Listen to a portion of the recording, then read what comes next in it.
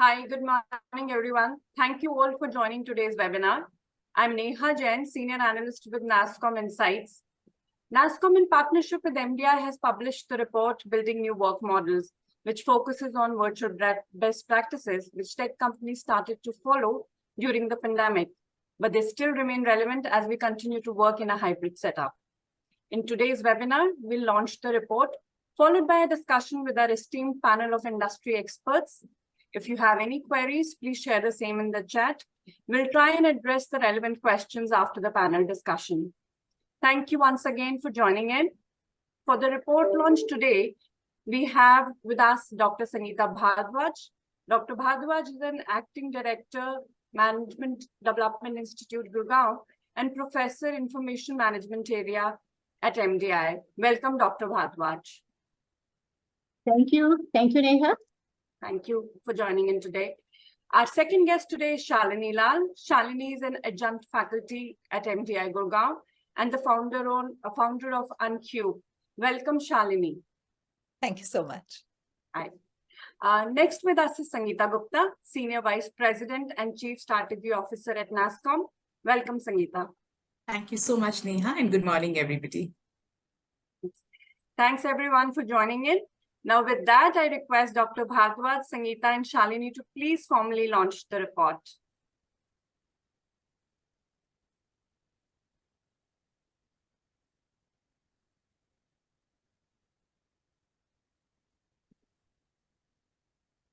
Thank you, everyone. For the audience, I would like to tell that the report is free for download on both NASSCOM website and NASSCOM community. I'll be soon sharing the link in the chat for the audience. Thank you, Sangeeta, Dr. Bhardwaj, and Shalini. And thank you for this report launch. And thanks for all the support, Sangeeta and Shalini, for the report that we have launched today. Thank you so much. Delighted, Neha. Thank you.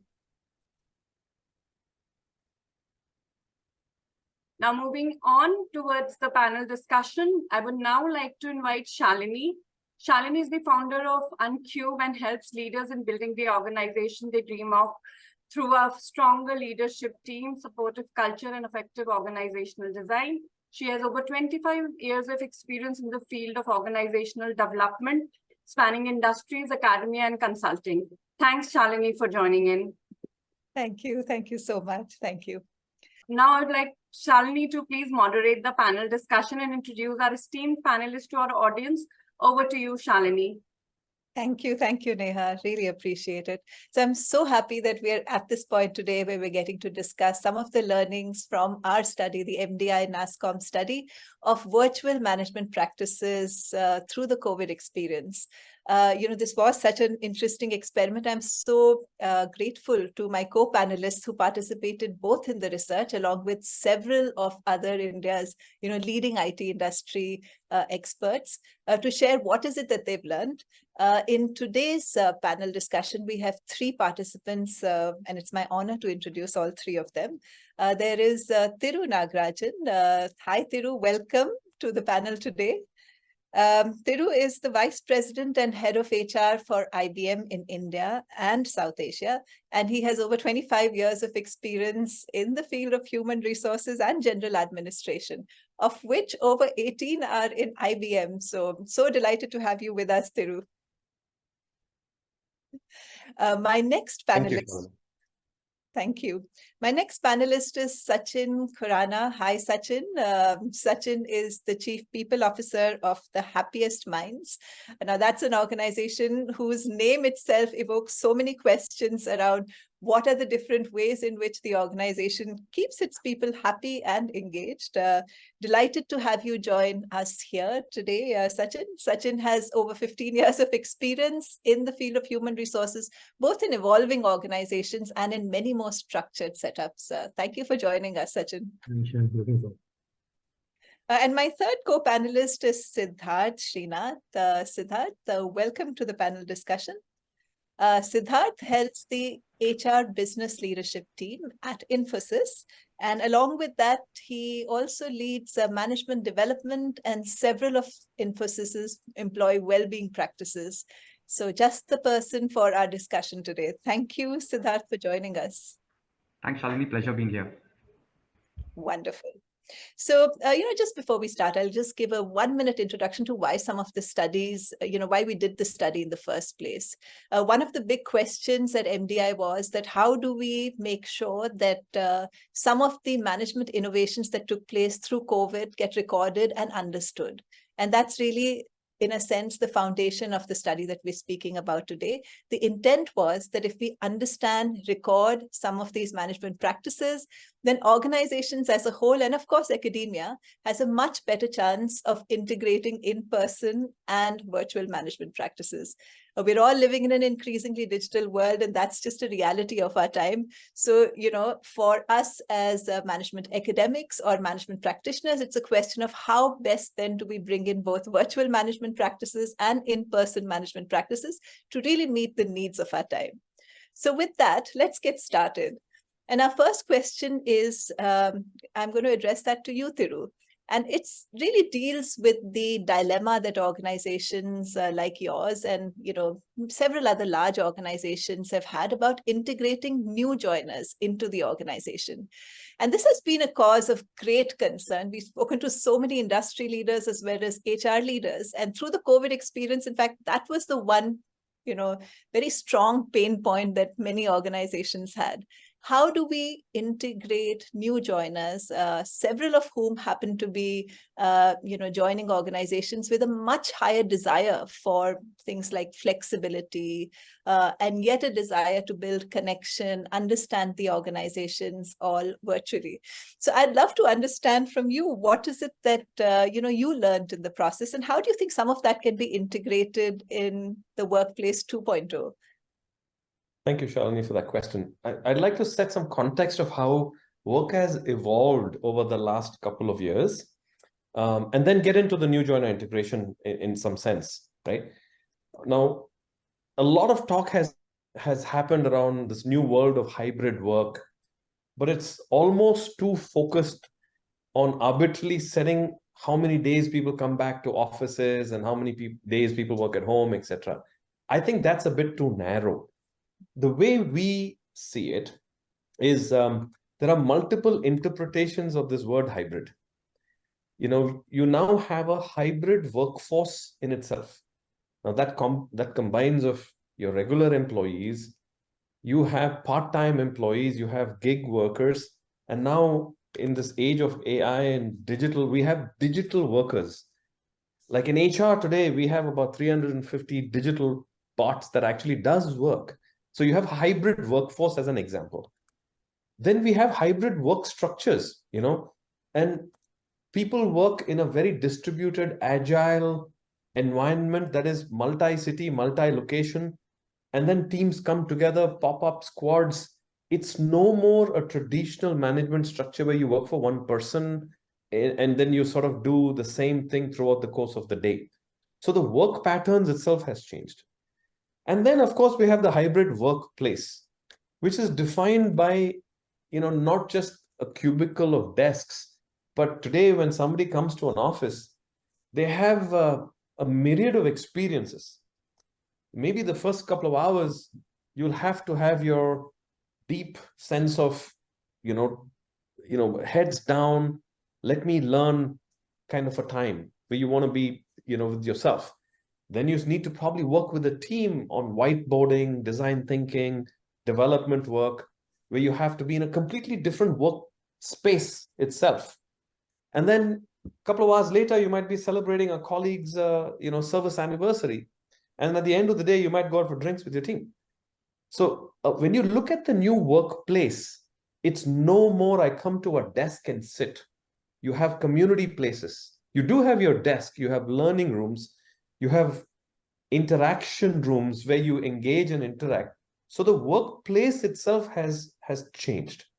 So when you look at all of these aspects of hybrid, right? So even our clients now demand where work is very intuitive. it's automated, it's hyper personalized, it's intelligent, and it has to be proactive in many ways. Now, with that background and context, right, I guess all our new employees need to totally understand that work is not about just entering an office or I'll work from home.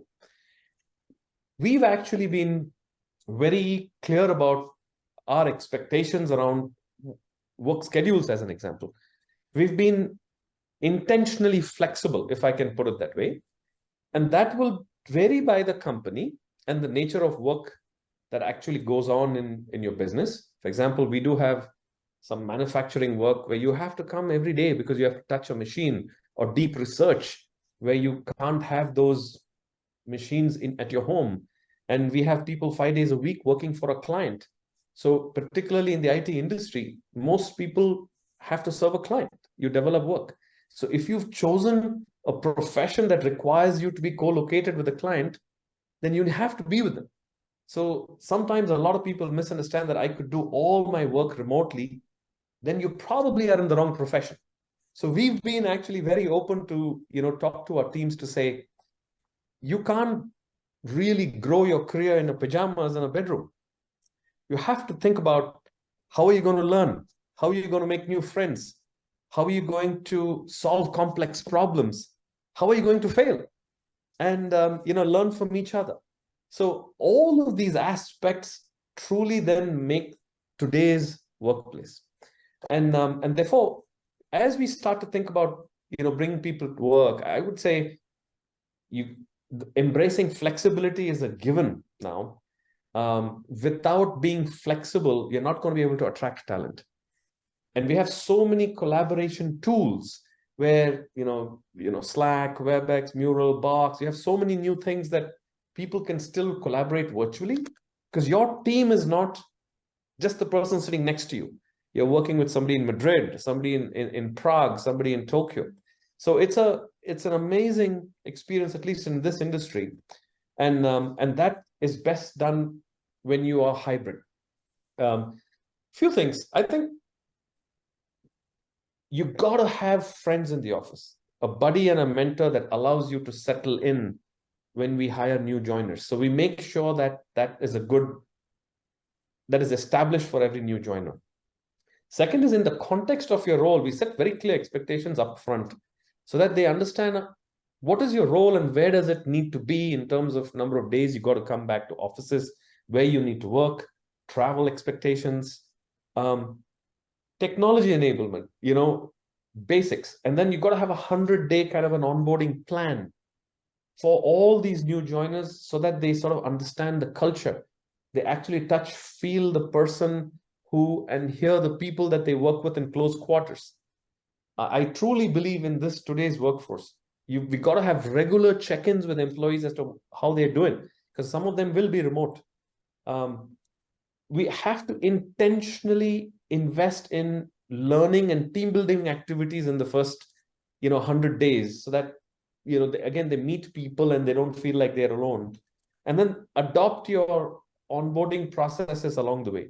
So what works probably 1 year before may not always be the solution for today and 1 year later. So it's so dynamic in the world we work today. Yeah. So I just thought I'll leave you with these initial thoughts. And all of the said above, the basics of new hire, touch, feel, welcoming, that the basics have not changed.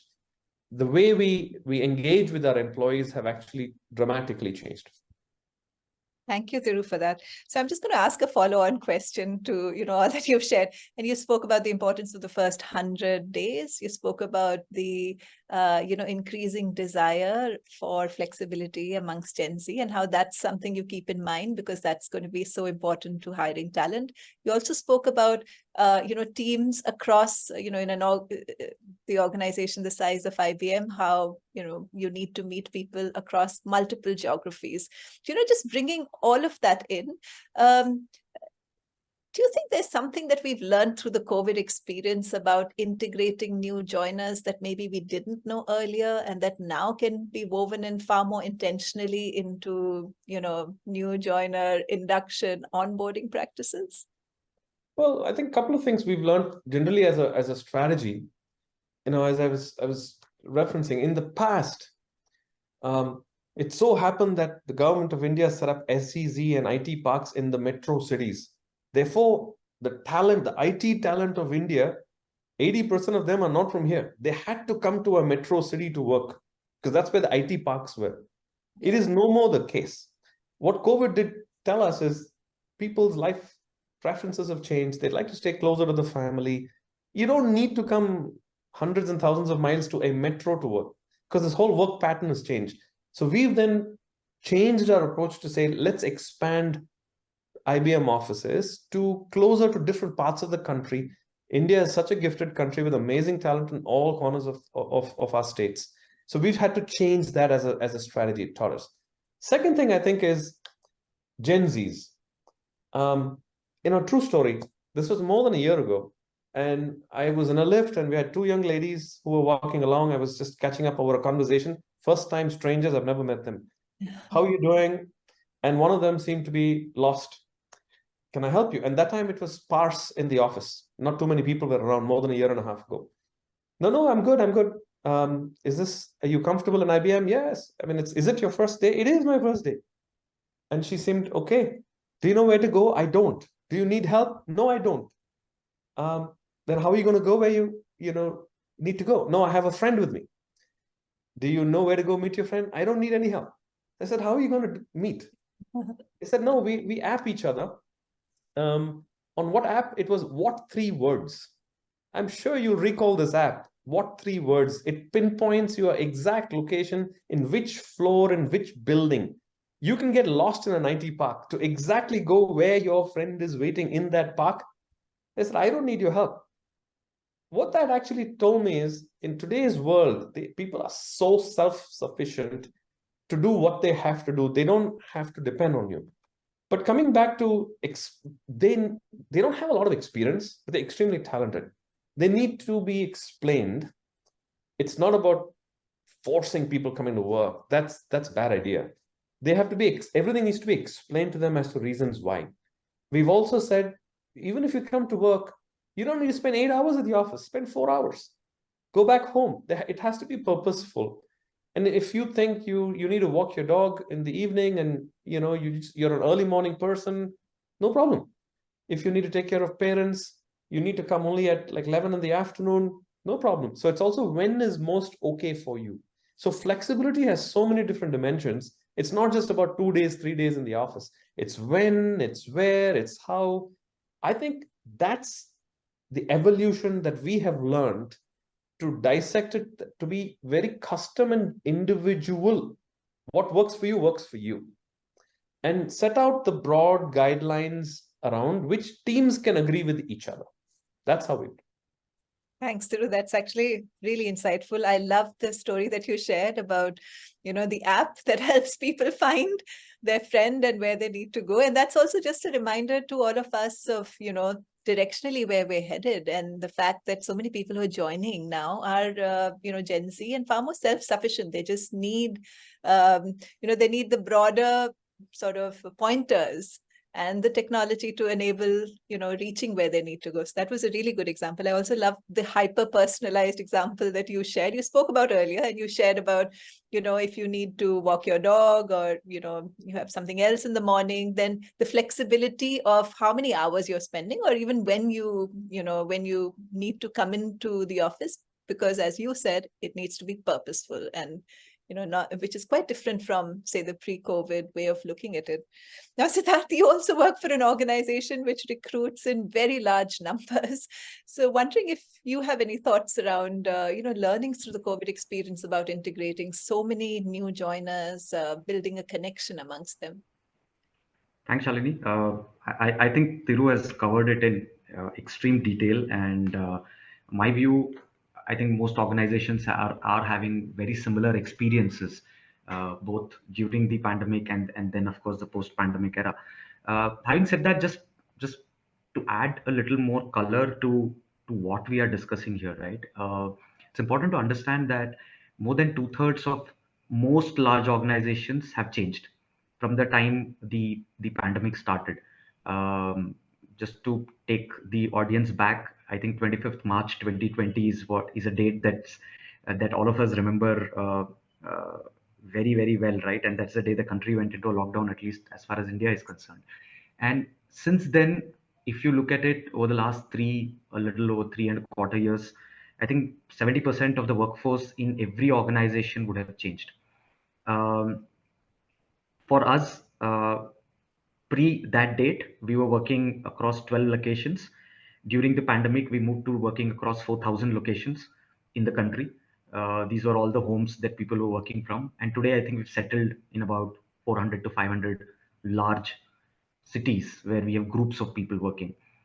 So the touch points have changed, the experience that people get has changed, and for an organization like Infosys, where I think we were very high on the campus experience, we have these large campuses, and we take great pride in the campus uh, imbibing culture into people, into telling them what Infosys stands for, and we've always taken great pride in our campuses. I think that entire definition has changed, right? So for me, when I look at new join, I'm a little confused. Is it the new join who's joining me today? Is it a new join who's joined me as far as the organization is concerned, is on payrolls, but has never visited my campus? Because as far as Infosys is concerned, that person is also a new join for me. Or is it all the people who grew through the ranks, but have never experienced their roles in a campus, right? Even a manager who's a new manager but is coming back into the role in a hybrid setup for the first time is for me a new join in the role, right? So it's much broader than just the set of individuals who are going to come on board starting here and now. Uh, so for me, when I look at it, I think the three broad parts to the whole definition, right? There's work, there's workplace, and then there's workforce, right? The work part, like Thiru described, I think has undergone a paradigm shift, and with AI coming in, there's a lot of changes that the work that people do has changed over the last few years. We've seen an entire upswing of huge demand for IT services to now maybe some kind of reassessment of sorts from clients, and we are still thinking or trying to find out which direction we are taking. The workplace, like I said, was at the center and core of everything that we at least did from an experience standpoint, from a culture standpoint, and that's undergone a tremendous change. Like I said, from 12 locations to 4,000 to maybe 400 today. And then the workforce itself. So the workforce, like I said, is comprised of all of these people. It's not just the new joins who are coming on board today. It's the new managers who are coming back. It's the people who are coming back to campuses for the first time in a hybrid setup. The campus landscape has changed. So for me, when I look at culture, I think it's a two-way street. It's not about the people who are there pre-pandemic telling people what the culture is going to be, but it's actually jointly defining what the future of the organization culture would look like. So it's also about learning from the new set of people of what our culture could be going forward, because what we know of is all historical, anecdotal, and that part of the workforce is much smaller today, just about 1/3. So the majority wins. The majority is what is going to define what the culture of tomorrow is going to look like for most of us. And in that sense, I think just to make it simpler for the audience, I think we have embarked on a very simple three-prong approach. There's educate, there's enable, and then there's experience, right? So you classify everything into what we can learn from each other. That's the educate part. We will tell you what we stood for, but we'll define what we are going to stand for going forward. We'll enable things to happen. And I think Thiru gave a good example. There are some enablement that people are doing on their own. They have their apps. They know how to find their way about. They are very self-sufficient. And yet there are places where the organization can step in and enable them to understand the overall holistic message of what the culture stands for. And then the experience part of it, which is about what we jointly experience. There's a campus to it. There's a whole physical infrastructure part. There's a whole digital experience in terms of how you improve the experience of employees through your own in-house apps, through the learning mechanisms, through the offerings that you have, the whole experience that managers tend to give. Because I think one huge change that we saw was that the connect within teams during the pandemic became much stronger, but connect between teams grew much weaker because the entire work was centered around the teams that you're a part of. And that's where I think the organizations can step in now and improve the connections between teams and empower teams to work together. The collaboration within teams never took a hit. I think collaboration between teams possibly took a hit when we were all working remote, because there was no need to interact, or there was very limited requirement. And that's what we have to grow going forward. Thanks, Siddharth. I mean, two things really strike me. One, the reality, as you said, that you were 12, then it became 4,000, now 400. Now that's 400 is also pretty massive. And I mean, I visited the Infosys campus. It's just amazing. And, you know, I truly understand how the campus was at the heart, and sounds from all that you're sharing, the campus is still a very important part of the experience. It's just that it's not necessary that you're working from the campus. You could be working in any of the other, you know, several hundred locations, but with some connection to the campus, almost like as an anchor to understanding, you know, in-person and digital experiences. I also really, you know, found it very interesting that you spoke about the culture not as a given, but the culture is something that you're jointly creating and evolving, because as you said, 1/3 is, you know, the past and 2/3 are, you know, new joiners. So that's such an interesting journey, because I think we haven't experienced it at this scale necessarily, you know, as much. So you're absolutely right. It's about multiple locations, several hundred locations now. That's a whole other level of complexity. It's still about having an anchor point like your campus. And yet it is also now about very consciously considering what the culture can become based on what the new joiners, you know, ideas, as well as past history of what Infosys has always stood for. So that was really, really helpful. Thank you. Sachin, Happiest Minds has focused so much on employee well-being and, you know, building connection. And I know that when we spoke last time, you shared so many stories around that. So I have a question. I know that when the pandemic, you know, sort of started pretty much across, I would say, India Inc., leaders, managers really stepped up to build connection, build empathy. We've heard such amazing stories from business leaders, HR leaders, both through the course of this particular research, but even otherwise, about how much time was spent in speaking to people, you know, far, you know, in far more remote parts of the organization, asking them how they're doing, connecting with them. Do you think that sort of height of empathy that we saw, you know, particularly maybe wave 2, wave 3 of the pandemic, were there lessons learned there in demonstrating empathy that you think still have relevance for the new workplace? Yeah, Shalini, I think very, very important perspective that you picked up. And you're absolutely right. I think the industry Inc. really went out of the way, you know, supporting, connecting with people, especially the leadership. You know, they went out of the way building the connect to right at the, you know, at the hierarchy, last level of hierarchy, and people were able to relate with the leaders. And there's a lot of vulnerability. The leadership also shared a lot of authentic leadership was a display, and I think that was the ask at that moment of time. You know, maybe from a timeline perspective, we see the height of that in the early part of COVID.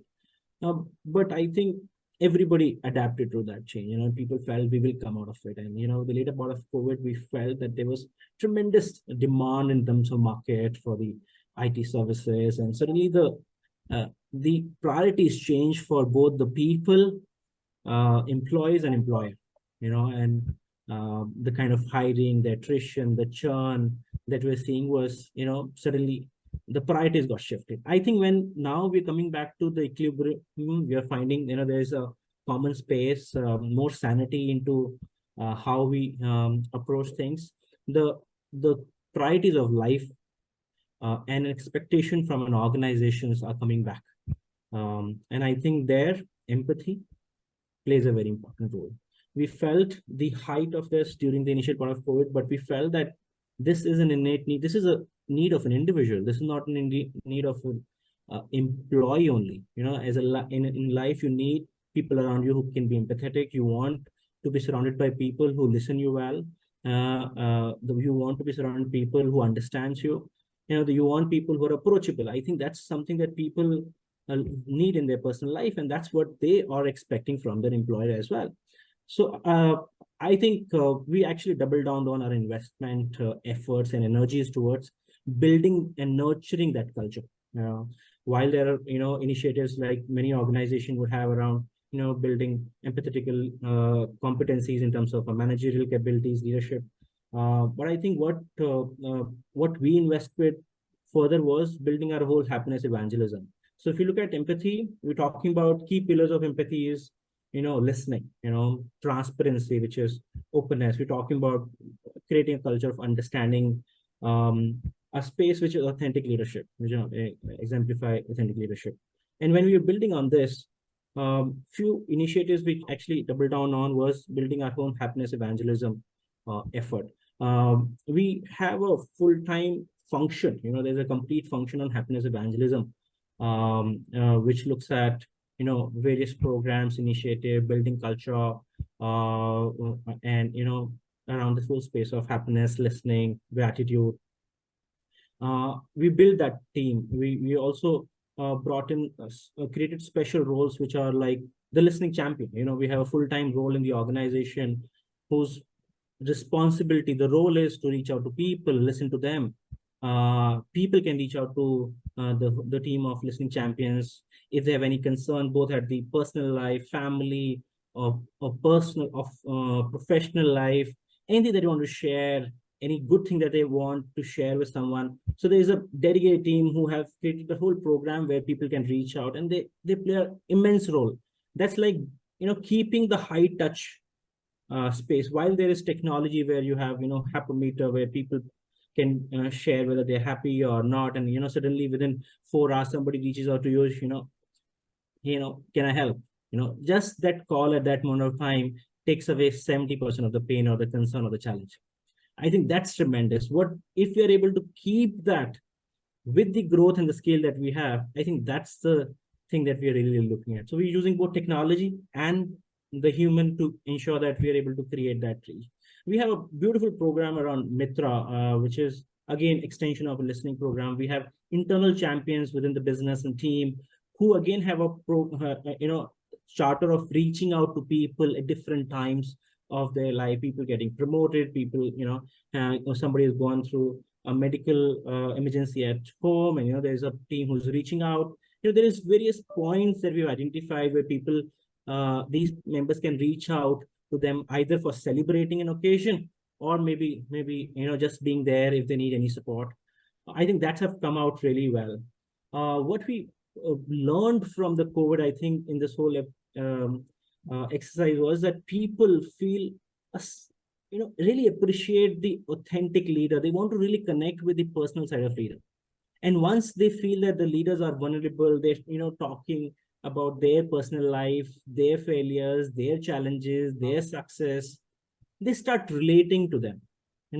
While that was important for us, but we felt that initiatives created a lot of, people coming together, appreciating, acknowledging. I think that worked out well for us. So that is a program that we've built further, where we bring in leaders, we try to know them, who they are. I think talking about their failures, talking about their lessons in life, works out fantastic. Another thing that, that element of happiness evangelism, in fact, one of the 7 spoke of happiness is gratitude, which is something that we really believe in. So this small gesture of gratitude goes a long way. I was in a meeting yesterday with my compensation benefits team, and it was a meeting we had after a very long time, bringing the whole team together, and we started the conversation with a sharing of gratitude. The first 15 minutes, one after another, everybody shared their gratitude.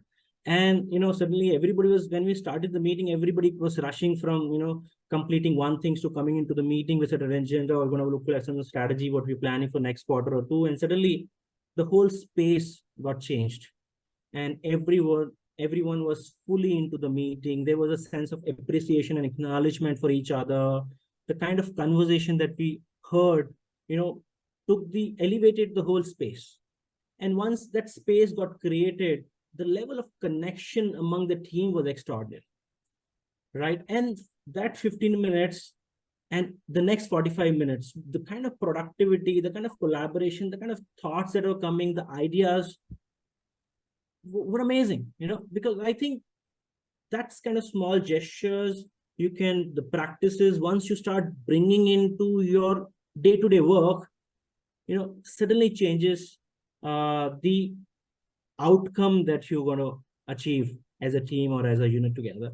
I think those are few, few of the practices and initiatives that we have built on, especially in the space of empathy. And like I said, we have doubled down on our investment in terms of people, team, how we are probably making the most of the technology and people, so that we're able to, build this program for scale. We are now 5,000 people, the growth is good. So, to ensure that, keep pace with that as well. So those are a few thoughts, Shalini.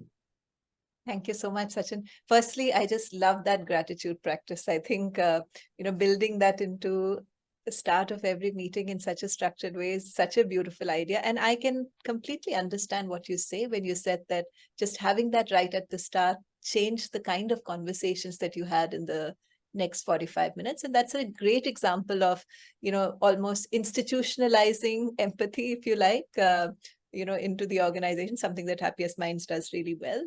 I'm going to ask you to share a little bit more around how the idea of authentic leadership, and obviously it's an idea that's been hugely popular over the last few years.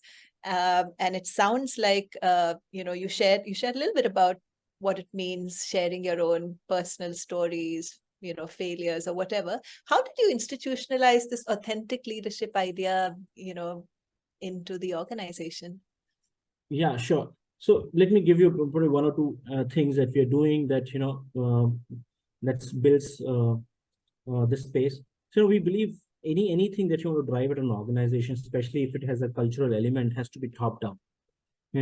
Right from the leadership, it has to be, they need to live it.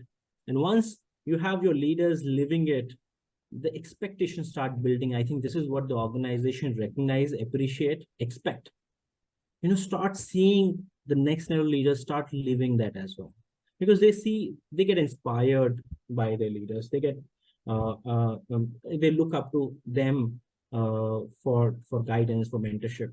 So I think what we looked at, and this comes from our how we started the journey as well. Our show, when brought in the leadership for the organization, the personal side, was very, very important. So, so I think what we've seen is, Ashok, our executive board members who are business CEOs, or CFO, the next level leadership, really live that authentic leadership.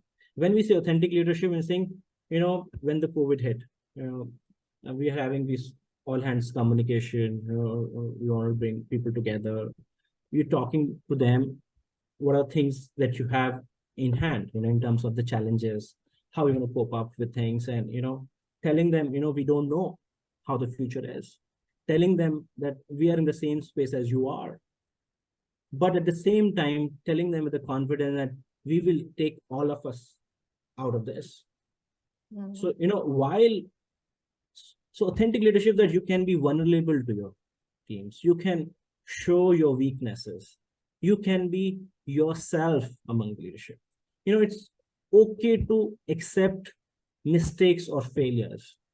And once you start seeing your leadership really living that, talking that, I think it becomes accepted in the organizations. Yeah, failure is fine. Sometimes it happens, but what is important is that what you're learning from it and what you're committing for us. So I think what clearly we see is that at the leadership level, they live it, they talk, and I think that's get presented. And second is that, when we talk about gratitude, I think that's play a very important role. How, and we said that gratitude is not an element of, what you're grateful for the larger things in life. How can small things in life, when a leader is talking about, I'm grateful for my kids because, they made a breakfast for me today morning. That's a little side of the personal side, and a gratitude bringing a different flavor of things, right? So what it says is that it's okay to talk about which is not always work, right? And if our leaders can do that, if our managers can do that, I can do that. There is a call happening right now. The call is happening. If my kids comes in, they will come and say hello, in the session, I won't feel bad. None of the people in the meeting should feel bad in the organization, right? It's okay. We've accepted. Our leaders will have their kids coming in, saying hello and then probably going, and probably if you have to attend something at a personal side, they will go and say, give me 5 minutes, I will back. So you don't need to pretend. You don't need to have, a professional side and a different personal side. So I think that's came out beautifully, especially during COVID, virtual, you were actually taken up a home space, and made it your official space. So I think you are encroaching into the personal life. In that, you're just letting the personal side take precedence is something that was visible and that's acceptable as a practice in the organization, played a very important role. So I hope that helps. Many of these practices are just amazing. The gratitude practice in the meeting, particularly when you said, gratitude not just for the larger events, but for the personal. So, what happened? My kid made me breakfast today, the example you took. So it's, there's a little bit of self-revealing, there's a little bit of sharing of what's actually happening in your life. And, what you describe is a very almost seamless thing between the empathy, the gratitude, and the authenticity, where you're just being you. That sounds like what you're sharing. I love the role modeling examples that you spoke as well, that, culture comes from the top, and what you've seen in Happiest Minds is that this role modeling happens right from the top, and therefore people are speaking about what they're experiencing in their entire life. And having set that tone, it becomes perhaps easier for everybody across the organization to speak in a similar language. So thank you so much for sharing that. Siddharth, empathy might take on a different flavor in an organization as large as Infosys. And of course, Infosys has its own set of, own history. So what are your thoughts around, through COVID, there were such strong displays of empathy by leaders. Now that things have settled, COVID has, well, in some way settled, not completely, but some way. And, the new workplace is being created. Are there practices around empathy that you think endure? Thanks, Shalini. Just taking a step back, and I think the pandemic was possibly in a long time, for the very first occasion, created a level playing field. All of us were in a similar situation, right? Be the CEO of the organization or the software engineer, all of us were locked up in our rooms. We opened our homes to everybody in the organization, because every time you would get onto a call and switch on the video, you were actually inviting them into your personal space. So things what Sachin spoke about, I think, are very relatable, where the authenticity came out not by force. I mean, not by choice, but by force. So for many people who are not comfortable in being authentic, we all know it took a struggle to get them onto a video call. It became very difficult to even connect with them, because they would not prefer coming onto calls. We were occupying the space that belonged to our families. It was not our office, it was our home that we opened up. And that kind of generated a lot of empathy, right? Most organizations, and not just speaking for Infosys, I think went overboard in trying to support their employees, and rightly so, during some very tough times, running COVID care centers, running COVID vaccination camps once the vaccines were available. I think we've done it all. Um, what we have, what we need to remember though, is that uh, I think we as human beings are very funny animals, right? We tend to forget and become comfortable with whatever is the new normal, and we tend to move on very quickly. And I do hope, uh, on behalf of all of us here, that we don't do it this time. Not at least on this occasion. I think it was a great learning experience um, for all of us, and we need to continue to ensure that the empathy that we learned, possibly for many of us by force, becomes a habit. Uh, there was few things that we were always doing. We used to run. We run one of India's largest peer counseling networks called Samaritans, and this has been in play for close to a decade and a half now. In the organization, we train our fellow Infosians to act as a first point of contact from a counseling standpoint. Like I mentioned earlier, because the connects in the teams became stronger, connect across teams became weaker, and people were that much more hesitant and uncomfortable opening up, we created a mini version of that within the teams, and we called it positrons. These are basically like what positron stands for, right? Like a positive element in the team. Somebody who could handle the pandemic, the anxiety, the entire surrounding much better than their fellow colleagues. And that model continues. We continue to have that concept living today where teams are being coached to be more empathetic, because it is not the job of a leader of one person. I agree it has to be top down. I agree that culture is largely driven top down. But for individuals, I think it's about seeing empathy around them. You don't get to see the CEO every day, but you do get to see your team members every day. You get to see your managers every day. So we've doubled down our efforts on coaching our managers, who are our first line of defense, who are possibly the first line in some sense of HR as well to them. It's not always the line HR, it's actually the manager who manages a lot of these things. And these positrons or people within teams to be a lot more empathetic and make that a habit. We've given uh, very simple steps that like playbooks of sorts to managers. It's like a simple set of things that they need to do on a Monday morning, things that they need to do before a meeting, things they need to do towards the end of a meeting, uh, like a quick check of sorts, right? Monday morning, do you first ask about work or do you ask about how was the weekend?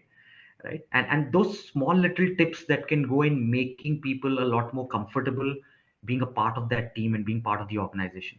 It might sound very simplistic, but trust me, when you have 30,000 odd people managers in the organization, they managing another 300,000 people, uh, the impact that you can create at that level, and I would like to call these as microcultures, right?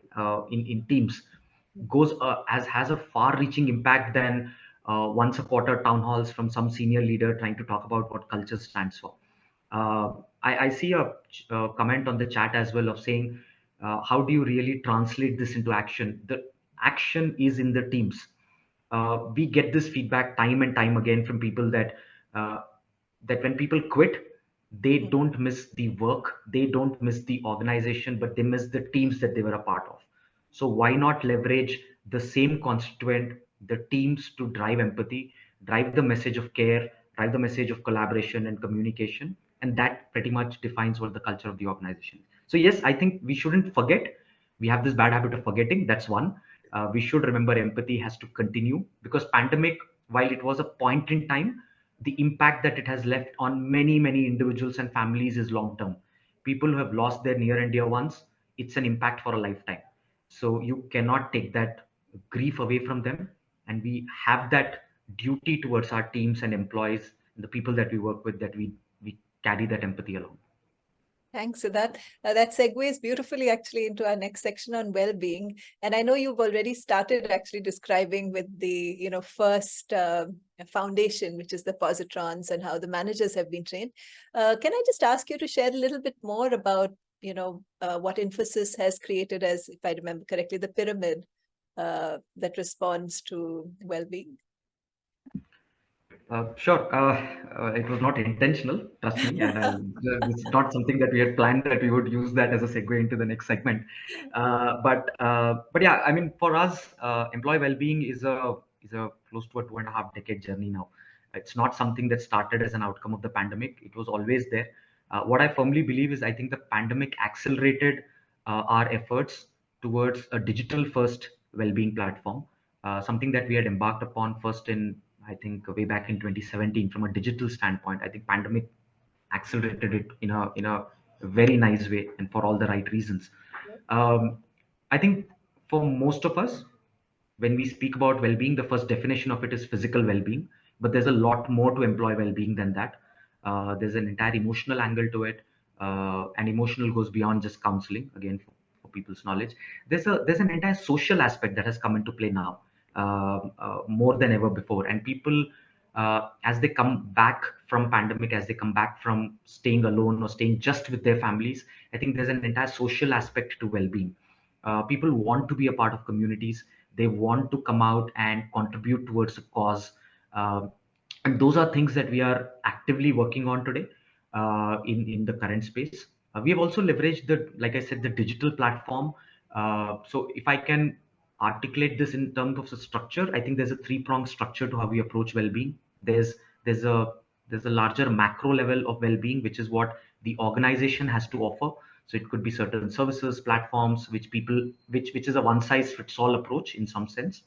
Then there is a micro part of it, which is at a team level. And like I spoke about, things like a positron, enabling managers to drive team well-being, and certain services which are different from one team to the other, depending on the needs and requirements of the team. So people who are working in night shift is a segment, and they need a very different kind of support from an employee well-being standpoint than any other employees. Or segmentation could be basis gender, segmentation could be basis the level of employees. So the segmented offerings, that's the micro level. But at the core of it is self. And we need to understand that even today, a large part of what we speak about employee well-being is something that people don't want to share. It could be about mental well-being. It could be about aspects that are very personal to me. And we need to create the right channels and forums which employees can leverage to get the right advice. No offense meant to a very famous search engine here, but I don't think that's the best approach to read up, because you could have all ailments under the sun if you go and search on the search engine, right? But we need to give them the right platform where they can ascertain what they are dealing with, and then ensure that the necessary support is provided. So self-help is, I think, one of the key elements of what we do in our well-being today. And so that's the structure that we operate. Of course, within the emotional well-being point, there is a 4-level hierarchy. We, of course, the self-help and self-help tools are there. Then there is the whole positron concept, which is at a team level. Then we have a concept called Samaritans, which is a peer-based counseling. So they are trained on barefoot counseling techniques, and they offer support to employees. And they, because they are fellow Infoscions, they understand the context, they understand the landscape of Infosys. So when somebody comes out, they don't have to again explain who they are, what they do, and all. There's a natural understanding. It provides people the comfort. And then, of course, the highest order is an external counseling network, which is a 24/7 counseling support. So we've built this pyramid of offerings. We've launched our own well-being courses, certification programs, which HRs and managers are expected to take, so that they are well enabled on guiding people. So all of these are what is adding up to our overall well-being effort. But having said that, I think I'm a big fan of self-help. I think finally the buck stops here with each one of us. As long as we take care of ourselves, the rest of the organization and the environment just kind of fits in to drive it further. Thanks, Siddharth. I actually really found that a very interesting approach, the emotional well-being pyramid. Like you said, starting with self-help to having positrons, managers who are trained, to having Samaritans who are trained very specifically in this barefoot counseling technique, to having external help wherever that is needed. So I thought that was a very interesting way of looking at it. I also really liked how you had spoken about well-being comprising of these several different dimensions: physical, emotional, social. Thiru, I know that IBM is doing something, similar perhaps. Would love to understand from you at scale, how is IBM looking at these different dimensions of well-being? Yeah, no, thanks, Shalini. I think Siddharth was beautifully explaining, and we could learn from there. Yes, well-being is across all these parameters, not just physical well-being. Firstly, well-being as a topic took front seat post-pandemic. No one necessarily paid a lot of attention to it, because generally the workforce in this industry is all, you could argue, late 20s, early 30s. Everybody's hale and hearty. So nobody necessarily bothered, I have to take care of myself and the people around me.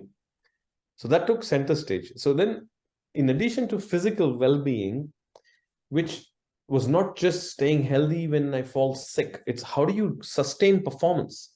Because when you're healthy, you genuinely become innovative, you're creative, you have a positive performance culture. So just like you run a hackathon, you have a marathon, you have tennis matches, cricket matches. So you get people together, people love to bond. So there is a physical aspect of it, and employees do it themselves in these communities. And of course, emotional and mental well-being, there's so many offerings, and I won't touch it because Srikanth, with Siddharth, already talked about it. We also believe that in today's world, people need to be, confident in their life. So social standing and social well-being in that sense. So we have folks from all parts of the country. They wouldn't have had any kind of exposure on how to deal with multicultural audiences. How do you show up at best at work? Simple things like personal grooming for certain occasions or certain, and we would have experts come into our campus and actually conduct private sessions for people who are interested. We could even get groomers to come and actually show them, dress senses. It's all a part of your life at work and at home. And financial well-being is a very important aspect as well. So we bring in experts to, without necessarily propagating any company, how best can you start early to save? Because these are things that people would otherwise realize much later in life. We want them to learn so much more earlier. It becomes an all-round aspect of taking care of yourself. As my colleague was saying, you got to help yourself, self-help. So it's all rounded: financial, social, physical, emotional, so that you become a better, not just a professional, but as a human being, right? So because we work in a community overall. So there's a lot of things that have now come into the workplace, and a lot of these ideas are generated by asking employees. So they themselves come up with, this is an interesting topic, and this is a need that it's not something that management always have to decide. It's employees doing things on your own. You just have to provide a platform and magic happens. Thanks, Thiru. I realize we are almost on the hour. We have time for one question. And Thiru, I'm going to address that question to you. That's really the point where we started this entire conversation on, where you said, you spoke about several other meanings of hybrid. And my question to you is, what does it mean to integrate artificial intelligence, an area where IBM has been doing a lot of work, with humans in the workplace? What sort of challenges does that throw up? What are some of the big questions which organizations will need to find answers to? Well, I'll try my best to put perspective in a couple of minutes. But, we're at a very pivotal stage where AI, which has been around for like 50 years. It's not new. Everybody knows AI in different forms. But now with Gen AI coming into reality with what everybody sees as ChatGPT, when you put that into an industry use case and a corporate use case scenario, there's an exponential change in the way work happens in the, at work. Not just in terms of delivering to our clients in IT, but also how all our corporate functions are actually going to change work. Incredible amount of productivity is realized. We also know that people don't have the skills. So first is we have got to train what this really means.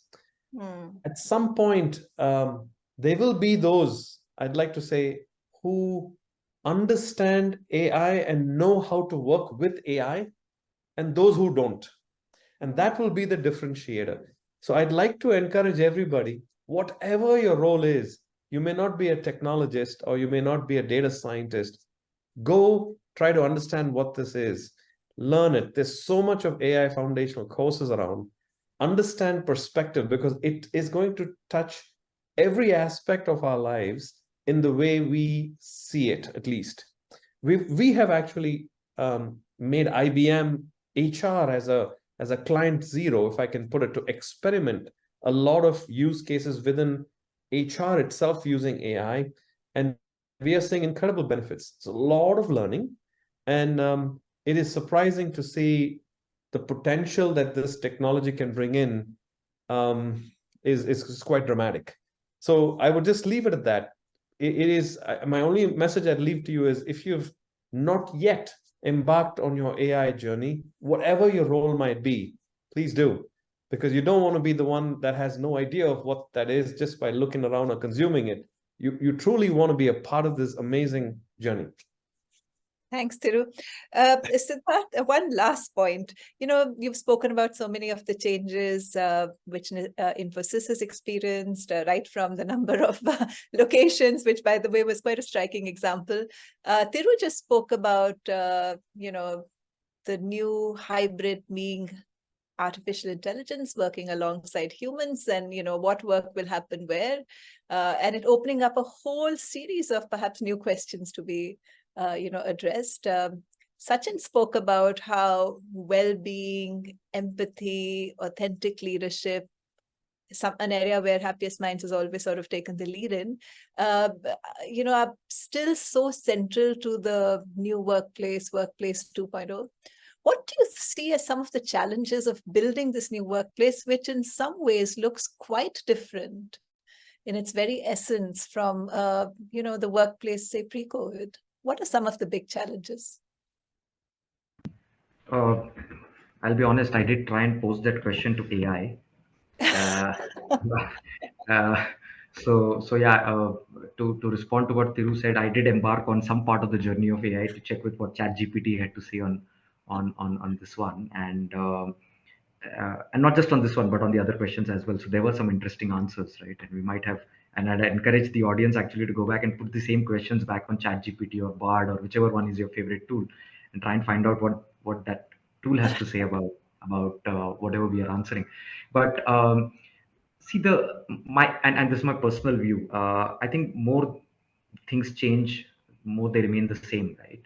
Finally, we're in the people industry. Hate to say this, we call ourselves HR. R stands for resource, but finally we are in the people industry, and we're talking about people here.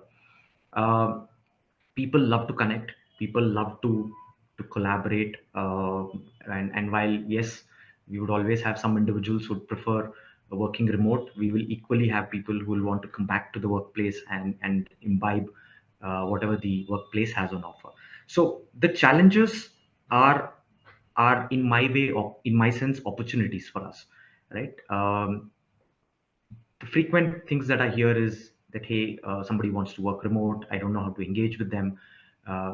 But what people are basically asking for is flexibility, right? That's an opportunity.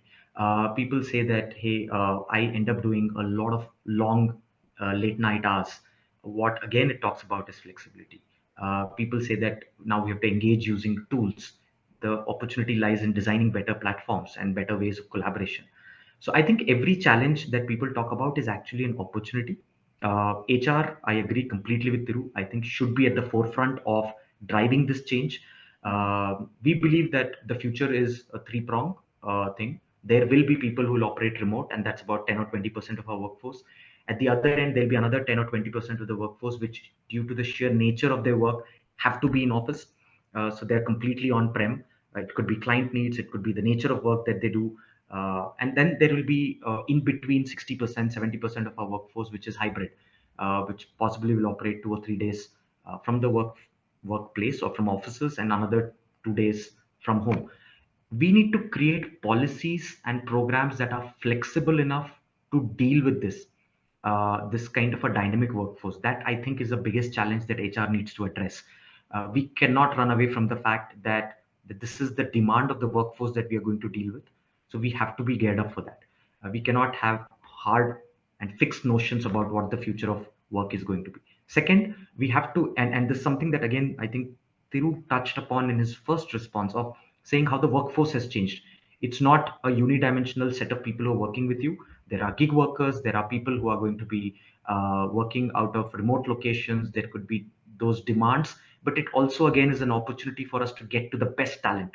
Now that I've moved away from 12 to 4,000 to 400, I have that much more access to a very different kind of workforce that earlier had to come to the SEZs. Again, I think Thiru touched upon it. Everybody had to come to one location. Today, I have access to a lot many more people. So I don't think these are challenges of the new workforce. I think these are opportunities of the new ways of working. That's how I look at it. And HR can be and should be at the forefront of driving the change that we expect in our policies, in our processes, in the way we deal with people, in our expectations of people. And as long as we can do that, I think there's an entire world out there that we can transform. Thanks for that. Thanks for reframing all the challenges as opportunities. And really, speaking about the need for HR itself to, one, take the lead, as well as understand that flexibility now has so many more dimensions. And you spoke of one of them, the fact that workforces will operate differently. Thiru spoke about the AI human, sort of joint workforce. Flexibility itself means so many different things, the policy level plus the hyper-personalized, once again, something that Thiru spoke about. So I don't think there could be any better note for us to end today's panel discussion on.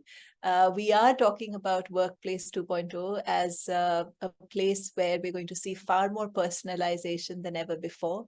It's also a place where technology and humans sort of work shoulder to shoulder. At the same time, it's a far more human workplace than perhaps at any time before. It's a place where empathy, well-being, being authentic, takes on far more dimensions than perhaps were ever central to the way organizations and businesses were run. So on that note, back to you, Neha. Hi, thanks, Shalini.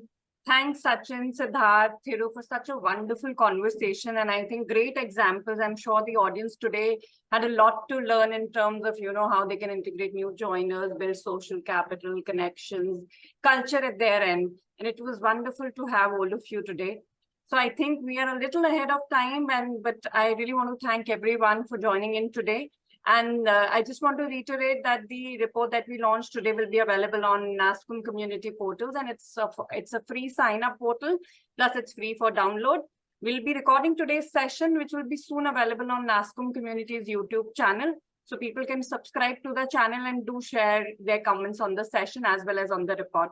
So thanks once again, everyone, for joining in. Have a great day, and thank you for joining. Thank you so much. Thank you. Thank you. Thank you.